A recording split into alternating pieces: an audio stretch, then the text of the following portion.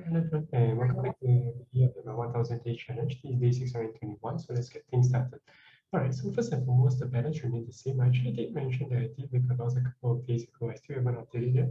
That's on my part. But I'm currently, like what I mentioned, in between moving of house and also moving of places.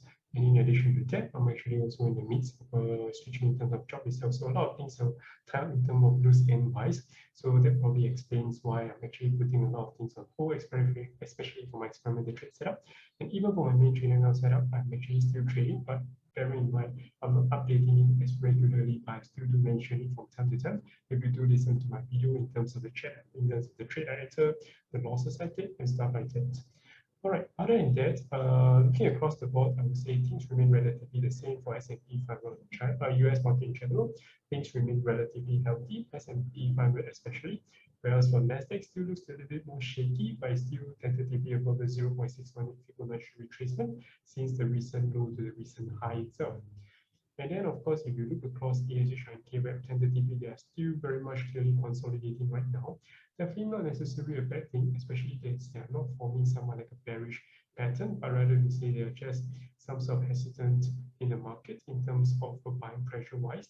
So I do see that potential that the capitulation has really taken place. But bearing in mind that as long as we stay near the zone itself, the confirmation is definitely still not there. But of course, if you are willing to take the risk and enter a low price, therefore giving you a better reward could potentially be a move that you could decide as well. So for me, like what I mentioned, I'm scaling back out in terms of China equity market, not because I don't think it's a good time to invest now, but rather to say, like I say, I do see better opportunities in other markets in the long term, kind of in the long run kind of things for the next 5 to 10 years.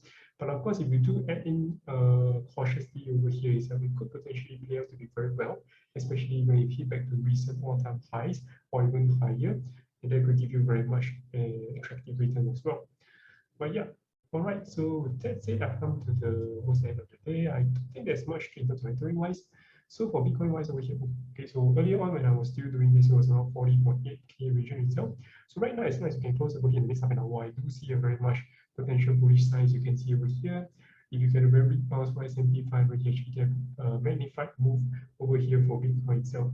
So definitely, I still do see a potential region over here. Like I mentioned, I wanted it to stay near here for an extended period of time. You can see a very nice bullish bounce over here, and then a bounce over here, and then a very strong bounce over here. So definitely, I'm going to enter over here in terms of mid to long-term position wise. I'm going to enter my regular money purchase, and then let's see how things goes along the way. All right. Otherwise, with that said, I've come to the end of today. If you guys have any questions, feel free to drop by your comments below, or I'll see you guys tomorrow. Take care.